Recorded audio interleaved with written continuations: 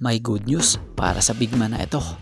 Magandang balita pa lalo't makikipagbakbakan pa sila sa semis kontra Northport.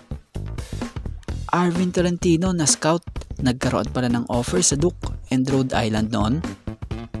Big man Motau Tua matapos pumirma. Ite-trade lang din pala.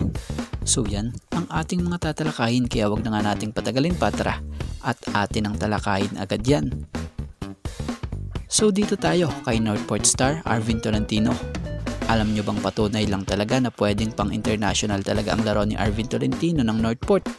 Dahil sa mga hindi nga po nakakaalam dyan, alam nyo bang noon pala na operan ito para maglaro sa Amerika sa USNCAA teams doon gaya ng Duke and Rhode Islands.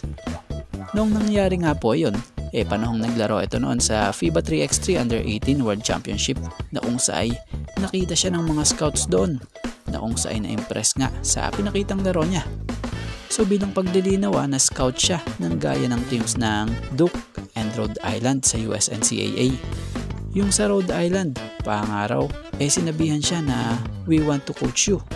Pero kahit ganun, mas pinili pa rin ni Arvin ang magstay sa paglalaro dito sa Pilipinas. Dahil hindi rin naman din daw po nila kaya. Dahil sa wala nga raw silang pera pamasahe pa Amerika nun. Kumbaga, sariling gastos nga raw yun. Tapos ang matindi pa dyan, tatry out pa. Paano nga raw kung hindi makuha? So talagang makikipagsapalaran. So dahil na nga po sa kagipitan din nung panahong yon sa financial ni Arvin, napagdesisyonan nga nila na dumito na lang. At tingin daw naman niya, tama yung naging decision niya. Pero syempre, ramdam mo naman kay Arvin yun na nanghinayang din siya dahil nabanggit niya sa isang interview dahil na although nga raw kung may pera lang daw sila, diba? Talagang pupunta siya at itatry niya yun. So bilang opinion natin dito, tingin naman natin na tama rin naman naging desisyon ni Arvin dahil kita nyo naman ngayon superstar na rin siya ng isang koponan dito sa ating pambansang liga na itinuturing sikat na napamalas pa nga niya yung totoo niyang talent sa basketball at galing. At dito tayo kay Big Mo Motau Tua. Nito nga lang, nakaraang araw ay nabigyan ng 3-year contract extension si Motau Tua ng SMB. Pero bago pa mangyari yun, may update ngang lumabas mula kay Sir Snow sa isang post na to, credit po, about nga po sa kuliglig na to, na parang sinasabi SMB want to renew contract of Motau Tua. Tapos nito nga lang, pumirma na nga po ng 3-year deal contract extension ng nasabing manlalaro. So sa latest post naman or update itong si Sir Snow na sinasabi rito, downloading soon, sign and trade. So pagtatagpi-tagpiin natin ang dalawang iyan, parang tugma talaga. So para sa opinion natin, maswerte pa rin ang team na makakakuha kay Mo kung ito man i-trade ng SMB. Dahil ang laruan parang kabataan lang. He is a switch shooting big man.